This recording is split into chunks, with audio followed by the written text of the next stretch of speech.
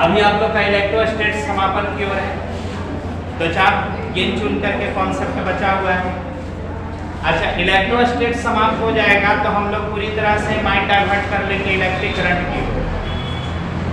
अब होता क्या है कि जब हम इलेक्ट्रिक करंट पढ़ने के मोड में होते हैं तो इलेक्ट्रोस्टैट्स की पढ़ी हुई बातें धीरे धीरे करके धूमिल हो गई। नई नई यादें पुरानी यादों को कमजोर बनाती है, तो होता है, नेचुरल चीजें हैं। जब आप इलेक्ट्रिक करंट पढ़िएगा तो इलेक्ट्रोस्टैट्स की जो डेरिवेशन है, इलेक्ट्रोस्टैट्स के जो कॉन्सेप्ट हैं, वो धीरे धीरे कमजोर हो जाएगा। सबके साथ हुआ है, ये साइकोलॉजिकल चीजें हैं, मनोविज्ञान की चीजें हैं और सब पर लागू होती है। तो होता क्या है, इलेक्ट्रिक करंट में हम लोग लगभग 3-4 महीना रहेंगे, क्योंकि पढ़ेंगे तो भैया डिटेल में हम पढ़ेंगे। इलेक्ट्रोस्टैट से भी ज़्यादा खतरनाक मोड में पढ़ेंगे इलेक्ट्रिक करंट। अब उस वक्त जब हम पढ़ते हैं ना, तो इलेक्ट्रोस्टैट्स में बहुत सारे डेरिवेशन हम बोलते जाते हैं कि इसको कैसे निकाला जाता था, इसको कैसे निकाला जाता था। तो ये वीडियो आपके पास परमानेंट अपलोडेड रहेगा। जब भी आपको कोई कॉन्सेप्ट पढ़ना, फिर इसको क्या करेंगे कि हम प्ले लिस्ट बना देंगे और उसको इलेक्ट्रोस्टैट्स एक प्ले लिस्ट में ऐड कर देंगे। अब मान लो कि जब आपको मन किया कि इलेक्ट्रोस्टैट्स रिवाइज करें, तो इस इलेक्ट्रोस्टैट्स को रिवीजन अपने लिस्ट जो है मेरे चैनल का, उसे ऑन कर लेना और एकदम पार्ट वाइज पार्ट आपको मिल जाएगा कि ये वाला कॉन्सेप्ट यहाँ पर है, ये वाला कॉन्सेप्ट यहाँ पर, खोजने का जब जरूरत नहीं पड़ेगी। तो ये सब हम काम कर देंगे आपके लिए। जब भी छुट्टी होगी, ज़्यादातर इस तरह के काम आपको रिवीजन का काम छुट्टी में करना चाहिए, क्योंकि छुट्टी इसीलिए दिया जाता है। बच्चों को लग जाता है कि या फिर कोई भी कर्मचारी के लगता है कि छुट्टी दिया कर आराम करें, लगे ना ही। छुट्टी जो आपको मिला है ना, छुट्टी का मतलब है कि वही चीज़ें जो छूट गई उसको आप रिकवर करो। तो कर्मचारी लोग को भी छुट्टी मिलता है ना, तो उसके लिए वो समझ जाता है कि आराम करना है, आराम नहीं करना है उसको। उसके दौरान वह पार्ट वाइज काम करता है, यानी कोई ऑफिशियल वर्क है जिसमें कोई सारणी बनाना हो, कोई टेबल तैयार करना हो, तो वो सब एक्स्ट्रा ऑर्डिनरी टाइम में करने के लिए छुट्टी दी जाती है। प्राइवेट स्कूल में 2 दिन की छुट्टी हुई बिना कारण का, मैंने पूछा क्यों छुट्टी हुआ, तो कहीं की कॉपी जाँच करनी हो, परीक्षा हुआ था तो कॉपी जाँच करने के लिए टीचर को उतना टाइम नहीं मिला, 2 दिन छुट्टी दे दिया गया। तो छुट्टी दे दिया गया तो 2 दिन वो काम कर रहा है, कौन सा काम कर रहा है, कॉपी जांच करने का। तो छुट्टी हुई चीज़ों को छुट्टी में ही कवर किया जाता है। तो हम लोग काम करते हुए छुट्टी में आराम से चादर तान के सूखा तो पूरा जिंदगी पढ़ते का पढ़ दीजिए। आज से हम लोग सीखेंगे ग्रुपिंग।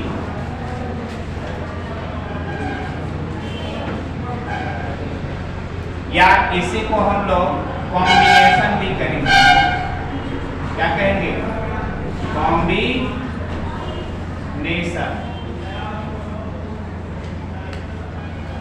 ग्रुपिंग या कॉम्बिनेशन का मतलब होता है ग्रुप, मतलब जोड़ना। ग्रुप बनाइए, आपको आदेश दिया गया ग्रुप बनाइए, लड़कों का ग्रुप बनाइए, माने आप एक एक करके लड़कों को जोड़िए। कॉम्बिनेशन तैयार कीजिए, मतलब इसका भी मतलब यही निकला कि एक एक करके आप संगठित करिए।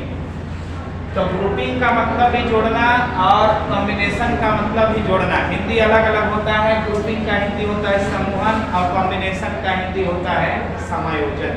क्या होता है? तो समूहन हम करेंगे या समायोजन करेंगे? क्या करेंगे? समूहन। ग्रुपिंग अगर लिखेंगे तो हिंदी क्या लिखेंगे? समूहन। और कॉम्बिनेशन लिखेंगे तो हिंदी लिखेंगे क्या? समायोजन। क्या लिखेंगे? समायोजन। हमारे भौतिकी में बहुत सारे यंत्र हैं जो 2 टर्मिनल, जिसके 2 छोर होते हैं। एक यंत्र ऐसा भी है जो 3 टर्मिनल होता है।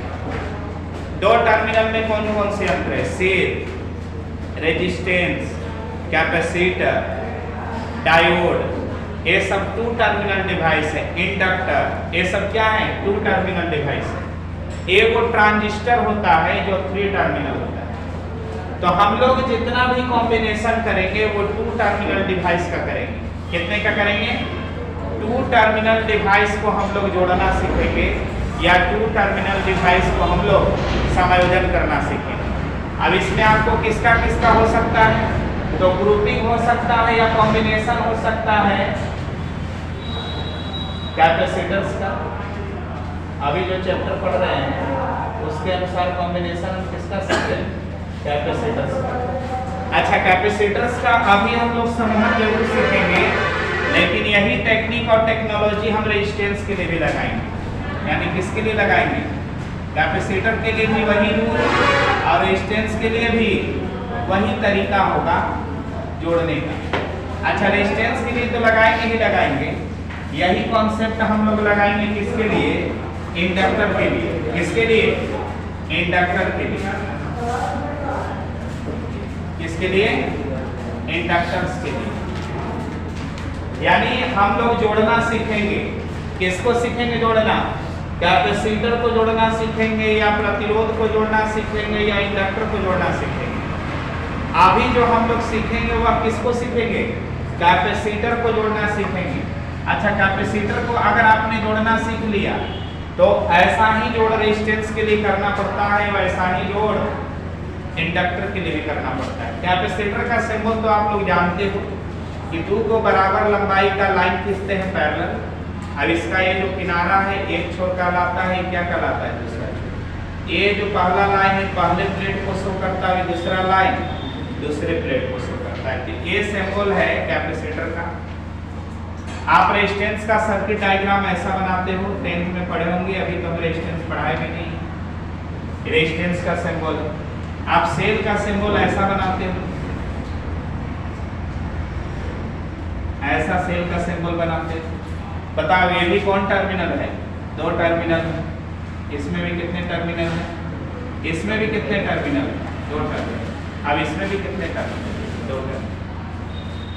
इंडक्टर का सिंबल थोड़ा सा नया रहेगा, इस तरह का स्प्रिंग जैसा दिखता है, ये होता है इंडक्टर। क्या होता है, इंडक्टर। आपको हम सिखाएंगे ग्रुपिंग। अब ग्रुपिंग में हम कैपेसिटर का ग्रुप बनाएं या इंडक्टर का ग्रुप बनाएं या रेजिस्टेंस का ग्रुप बनाएं या सेल का ग्रुप बनाएं, ग्रुप बनाने का नियम नहीं बदलेगा, यंत्र बदल जाएगा। जब कैपेसिटर का ग्रुप बनाएंगे तो नाम देंगे ग्रुपिंग ऑफ कैपेसिटर। जब इंडक्टर का ग्रुप बनाएंगे तो नाम देंगे ग्रुपिंग ऑफ इंडक्टर। रेजिस्टेंस का जब ग्रुप बनाएंगे तो नाम देंगे ग्रुपिंग ऑफ रेजिस्टेंस। नाम केवल बदलेंगे, जुड़ने का तरीका नहीं बदलेगा, ठीक है। अब इसमें आपको ग्रुप बनाने के लिए कितने टेक्निक है, तो ग्रुप बनाया जाता है 4 टेक्नोलॉजी से। 4 टेक्निक है, 4 टेक्निक से आप ग्रुप बना सकते हैं। पहला टेक्निक का नाम है सीरीज, दूसरा का नाम है पैरेलल, तीसरा का नाम है मिक्स और चौथा का नाम है कॉम्प्लेक्स। क्या क्या नाम है, सीरीज, पैरेलल, मिक्स और कॉम्प्लेक्स। आपको पढ़ना क्या चारों है, तो ऐसे इंटर लेवल तक आप पढ़ाई कर रहे हैं तो आपको 3 ग्रुप ही काफी है, सीरीज, पैरेलल और मिक्स। लेकिन हम चाहते हैं कि इंटर से भी थोड़ा सा कंपटीशन लेवल तक की तैयारी करें, तो एक चौथा कॉम्प्लेक्स भी आपको सीखना चाहिए। तो हम चारों कॉम्बिनेशन सीखेंगे, series, parallel, mix and complex. Series, parallel और मिक्स हम लोग कैपेसिटर में सीख लेंगे और कॉम्प्लेक्स सीख लेंगे रेजिस्टेंस में। कहाँ सीख लेंगे, क्योंकि ग्रुपिंग एक जैसा ही होगा, जैसा सीरीज कैपेसिटर के लिए वैसा ही सीरीज रेजिस्टेंस के लिए। ग्रुप बनाने में कोई दिक्कत नहीं, भले सूत्र अलग आ जाए, लेकिन जुड़ने का तरीका बदलेगा बिल्कुल ही नहीं, ठीक है ना। तो आपको ग्रुपिंग पर काम करना है। तो हम लोग जो पहला ग्रुपिंग सीखने जा रहे हैं वो ग्रुपिंग सीखने जा रहे हैं कैपेसिटर का, ग्रुपिंग ऑफ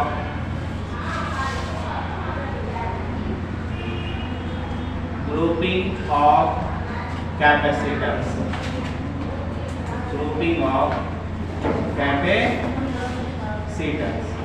संधारित्रों का समूहन, किसका समूहन, संधारित्रों का समूहन।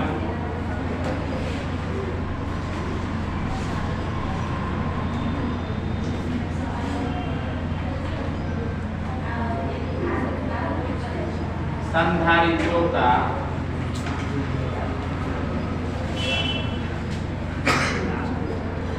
समूह है। अच्छा, समूहन जो है वो 4 प्रकार के हैं। कितने प्रकार के हैं? 4 प्रकार के समूहन है। पहला का नाम series grouping,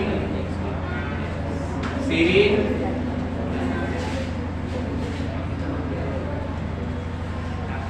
grouping. Series grouping का मतलब श्रेणी समूहन। कौन सा समूहन? श्रेणी समूहन। अच्छा, श्रेणी समूहन किसे कहेंगे? एक बिंदु पर दो को दिखाई दे, तीसरा कुछ नहीं। एक बिंदु पर दो को दिखाई दे, तीसरा कुछ नहीं, तो मान लेना कॉम्बिनेशन सीरीज है या ग्रुपिंग सीरीज है। यानी maximum 2 on a single point, maximum 2 on a single point. एक बिंदु पर अगर दो को संधारित्र जुड़ा तो पढ़ेंगे कि संधारित्रों का सीरीज है। अगर एक बिंदु पर दो को रेजिस्टेंस जुड़ा, प्रतिरोधों का सीरीज है। एक बिंदु पर दो को सेल जुड़ा, सेलों का सीरीज है।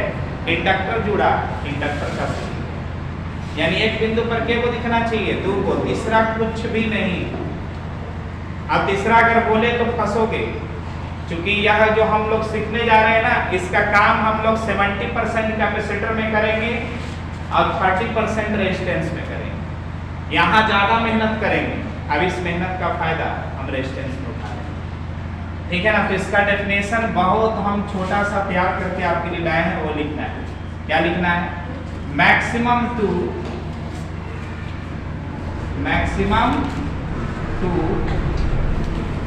on a single point, on a single point, एक बिंदु पर अधिकतम दो, सिंगल पॉइंट। एक बिंदु पर अधिकतम दो को दिखाई दे तो बोल देना कौन सा समूह है? श्रेणी।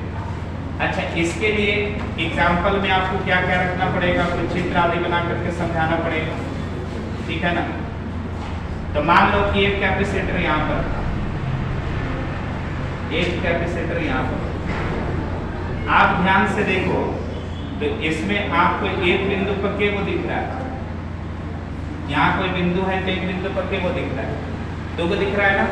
एक दिख रहा है C1 आगे और C2 पीछे, ठीक है। तो यहाँ पर ये जो कॉम्बिनेशन देख रहे हो सीरीज है। कैसा है? सीरीज। इसको थोड़ा सा और आगे बढ़ा दीजिए, और थोड़ा आगे बढ़ाइए, एक और जोड़ देते हैं यहाँ पर। तो बताओ फिर आपको क्या मिला? सीरीज मिला कि पैरेलल? एक तो बताओ। यहाँ पर एक बिंदु पर क्या को दिख रहा है? दो को दिख रहा है, एक आगे और एक पीछे। ये हमारा C3 और ये है C3। तो बताओ एक बिंदु पर दो को, एक बिंदु पर दो को, तो ये कौन सा कॉम्बिनेशन है? सीरीज। ये कौन सा कॉम्बिनेशन है? सीरीज। सीरीज की पहचान एक बिंदु पर, maximum 2 on a single point. अब वो डेफिनेशन मत बोलना कि एक के हेड से दूसरा का टेल जुड़ता है,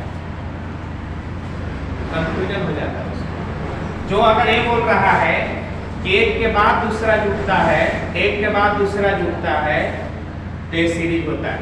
एक के बाद दूसरा, एक के बाद दूसरा, दूसरा के बाद तीसरा, तीसरा के बाद चौथा, ऐसे जुड़ रहा है। एक के बाद दो, दो के बाद तीन, तीन के बाद चार, ऐसे क्रम से जुड़ रहा है तो सीरीज है। ये डेफिनेशन जो बताई जाती है इसमें कंफ्यूजन क्रिएट होगा।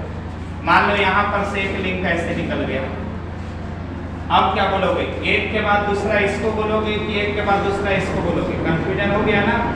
पहला, अगर ये वाला पहला है, ये पहला है, तो ये दूसरा है, ये दूसरा है, कौन दूसरा? कंफ्यूजन क्रिएट होगा। हम इसको ऐसे पहला दूसरा गिन ले या ऐसे पहला दूसरा गिन ले, मामला बिगड़ रही है ना। तो हम मना करते हैं वैसे मानने से, जो एकदम रट के चल रहा है, किताब के अकॉर्डिंग चल रहा है, किताबी वाला बतिया जान रहा है, लिख रहा है। लेकिन किताब है, वो इंसान नहीं है। उसने क्या लिखा है उसको समझाने के लिए कोई की जरूरत पड़ेगी, इसीलिए हम लोग टीचर आए हैं पढ़ाने। हमको किसी ने सिखाया किताब को पढ़ के ही पढ़ा होगा, लेकिन उसने एक नए ढंग से समझा। किताब में जितना चीज लिख देता है उसका 100% सेंस वो आप अपने से क्लियर नहीं करते, अब इसीलिए गड़बड़ा जाता है। एक बिंदु पर दो होना चाहिए, यही डेफिनेशन, यही लिखना है। क्योंकि अगर आपने ये याद रखा कि एक के बाद दूसरा, दूसरा के बाद तीसरा, तीसरा के बाद चौथा, ऐसे कोई जुड़ता हो तो सीरीज है, यहाँ कंफ्यूज आ जाओ। एक के बाद दूसरा, एक के बाद दूसरा, दूसरा इसको कहें कि दूसरा इसको कहें, मामला बिगड़ रहा है। अब ऐसे हो रहे हैं तो फिर आपको पता ही नहीं चलेगा कि सीरीज है कि पैरेलल। तो मैं आपको मना कर रहा हूँ, क्या मना कर रहा हूँ, आप एक बिंदु पर दो से ज्यादा देखो। कितना से ज्यादा देखो? जैसे कॉम्बिनेशन देखो, इस कॉम्बिनेशन को ध्यान से देखो,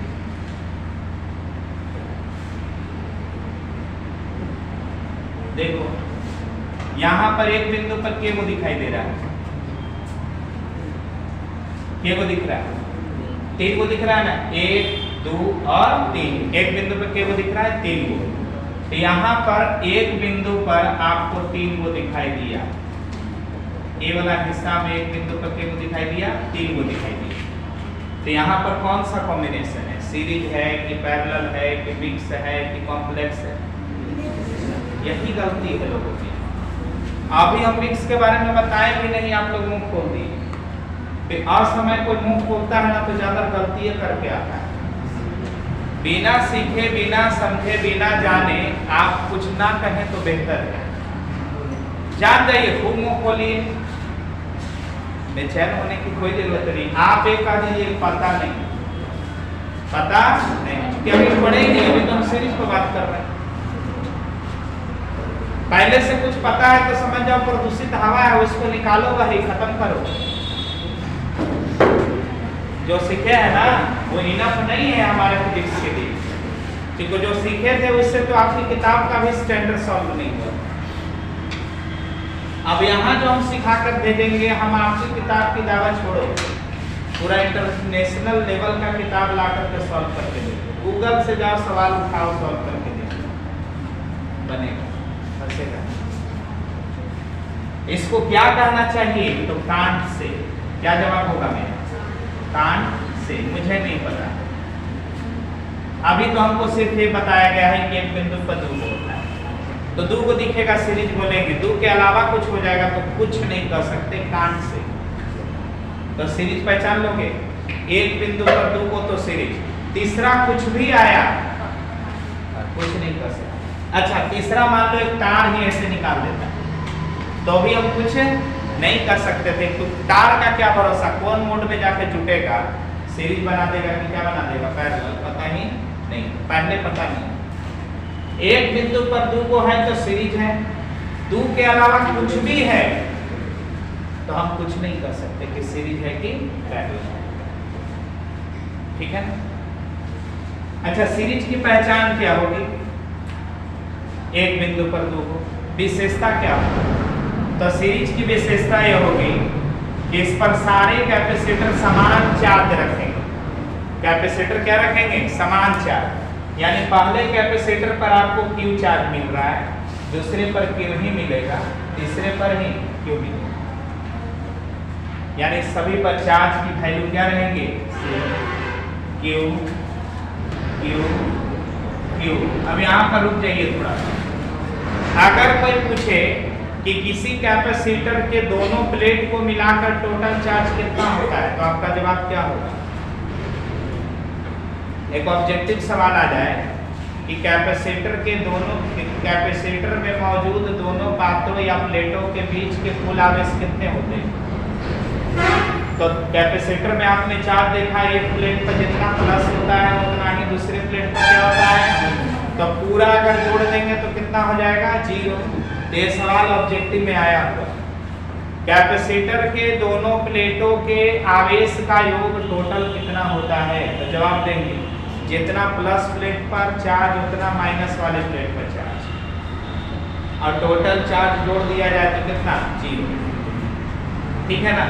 ये जो चार्ज बताई जा रही है प्लस वाले प्लेट के लिए बताई जा रही है। किसके लिए बताई जा रही है?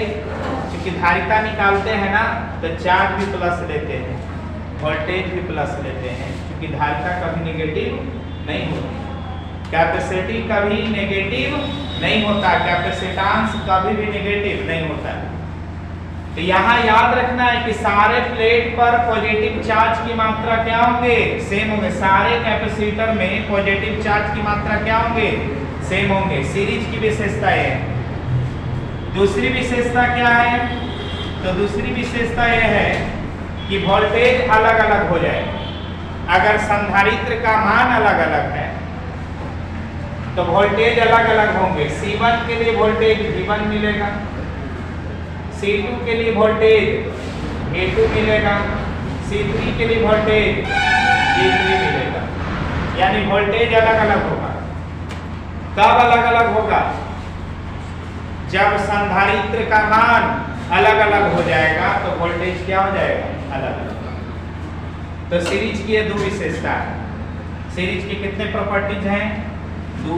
पहला प्रॉपर्टीज क्या है, चार्ज सेम रहेंगे। चार्ज क्या रहेंगे, हाँ, पहला प्रॉपर्टी में चार्ज सेम। ऐसे लिख देते हैं, ये केवल यूज करना है, चार्ज सेम। पहला प्रॉपर्टी क्या रखना है, चार्ज सेम। कौन सा चार्ज सेम, पॉजिटिव चार्ज हम लोग बात कर रहे हैं, टोटल चार्ज की बात नहीं कर रहे। कैपेसिटर के दो प्लेट और दोनों प्लेट पर इक्वल है अपोजिट चार्ज, जोड़ देंगे तो चीज। हम पॉजिटिव प्लेट वाले पर कितना चार्ज है उसकी बात कर रहे हैं। तो टोटल सब पर चार्ज क्या रहेंगे, सेम मिलेंगे। अच्छा, दूसरी प्रॉपर्टी क्या है, तो दूसरी प्रॉपर्टी है वोल्टेज डिफरेंट। वोल्टेज क्या होगा, वोल्टेज डिस्ट्रीब्यूट हो जाएगा। वोल्टेज क्या हो जाएगा, डिस्ट्रीब्यूट, बढ़ जाएगा। E1 में, E2 में, E3 में वोल्टेज बढ़ा है ना, E1, E2 और E3। वोल्टेज डिस्ट्रीब्यूट हो जाएगा। वोल्टेज क्या हो जाएगा, डिस्ट्रीब्यूट माने आवंटित, वोल्टेज बढ़ जाएगा। अच्छा, तीसरी प्रॉपर्टी क्या है इसमें, वन मिस ऑल मिस, माने एक फेल सब, पूरा फेल। सीरीज में एक जगह वायरिंग खराब हो गया, टूट गया, तो ये भी काम नहीं करेगा, ये भी काम नहीं करेगा, ये भी काम नहीं करेगा, बंदा पूरा चौपट हो जाएगा।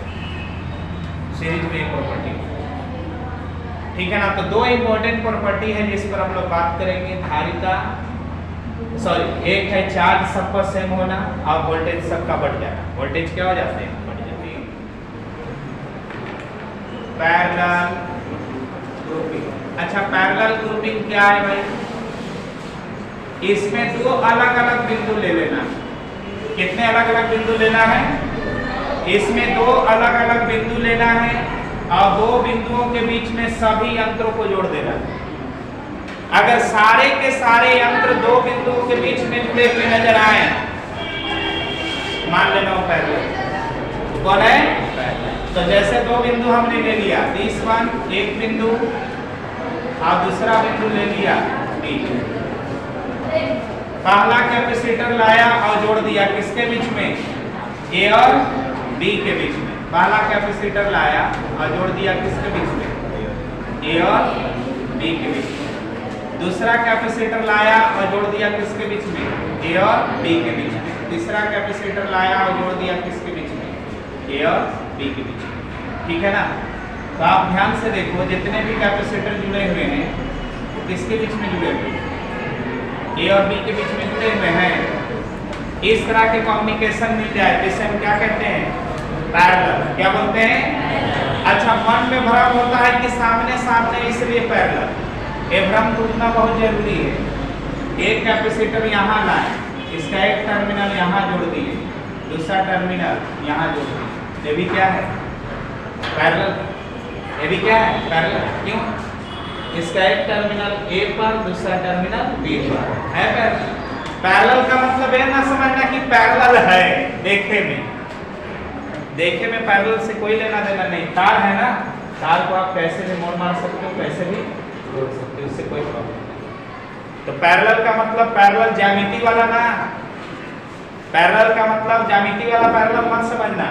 पैरेलल का मतलब समानांतर जैसा नहीं है, समांतर जैसा। कैसा है, समांतर जैसा, समांतर माने यहाँ वोल्टेज सबका सेम रहेगा, जितना वोल्टेज पहले का उतना वोल्टेज दूसरे का, उतने वोल्टेज तीसरे का, उतने वोल्टेज चौथे का। ऐसा कोई कॉम्प्लिकेशन मिलता है तो ये पैरेलल ग्रुपिंग, यानी दो बिंदु के बीच में सभी जुड़े हुए नजर आ रहे हैं तो कौन सा ग्रुप है? वो पैरेलल ग्रुप है। कौन सा ग्रुप है? हाँ, तो इसका डेफिनेशन आप क्या लिखना चाहोगे पैरेलल ग्रुप का? Common between two points, common between two points, दो बिंदुओं के बीच में जितने भी कॉमन दिखाई देंगे वो सभी क्या कहलाएंगे? पैरेलल ग्रुपिंग में कहलाएंगे। दो बिंदुओं के बीच में जितने भी कॉमन दिखाई देंगे उसको हम लोग क्या बोलेंगे? पैरेलल। क्या बोलेंगे? कॉमन बिटवीन टू पॉइंट्स, दो बिंदु के बीच में जितने भी कॉमन है सब क्या है? पैरेलल। चाहे कॉमन का मतलब समझ रहे हो ना, पहला भी ए पर, दूसरा भी ए पर, तीसरा भी ए पर। अच्छा, पहला का पहला टर्मिनल ए पर, दूसरा का दूसरा टर्मिनल बी पर, ऐसा होगा ए पर बी पर, ए पर बी पर, ए बी के बीच में, ए बी के बीच में, ए बी के बीच में, ये वाला भी ए और बी के बीच में। This one is also parallel grouping. तो सीरीज पकड़ लोगे, पैरेलल पकड़ लो, दिक्कत नहीं ना होगा सीरीज और पैरेलल में। पैरेलल की प्रॉपर्टी क्या है? तो पैरेलल की प्रॉपर्टी तो एकदम सर्वविदित सत्य की तरह है कि सभी का वोल्टेज बराबर होगा, इसका भी, इसका भी, इसका भी वोल्टेज सबका क्या रहेगा? समान। अब इसका भी वोल्टेज सबका क्या रहेगा? समान। अच्छा, आवेश का आवंटन हो जाएगा, आवेश क्या हो जाएंगे? बढ़ जाएंगे। आवेश कितना होगा? तो अगर आपका धारिता C1 है तो इस पर चार्ज आएगा Q1, इस पर चार्ज आएगा Q2, इस पर चार्ज आ जाएगा Q3। अभी अगर चौथा कैपेसिटर है तो इस पर चार्ज आ जाएगा Q4। चार्ज बटेंगे, वोल्टेज सेम रहेंगे। अच्छा, धारिता इसका मान लो कि C1 है, दूसरा का कितना है? C2 है, तीसरा का कितना है? C3 है, और चौथा का C4 है। यानी अलग अलग धारिता पर अलग अलग चार्ज होगा। यानी C1 पर Q1 चार्ज होगा, C2 पर Q2 चार्ज होगा, C3 पर Q3 चार्ज होगा और C4 पर Q4 चार्ज होगा। यानी इसके कितने प्रॉपर्टीज हैं? दो प्रॉपर्टीज हैं। पहला property voltage same, voltage same, voltage क्या रहेंगे? सेम रहेंगे। दूसरा property charge distribute, charge distribute कर जाएगा। ये दो प्रॉपर्टी आपको याद रखना। चार्ज डिस्ट्रीब्यूट कर जाएगा, बढ़ जाएगा, अब इसका आवंटन हो जाएगा। ठीक है। अच्छा, कभी कभी ऐसा आएगा कि सीरीज और पैरेलल दोनों एक ही साथ मिल जाएंगे, इसको बोलेंगे मिक्स। क्या बोलेंगे? मिक्स। तो मिक्स पर बात अगले क्लास में हम लोग करेंगे।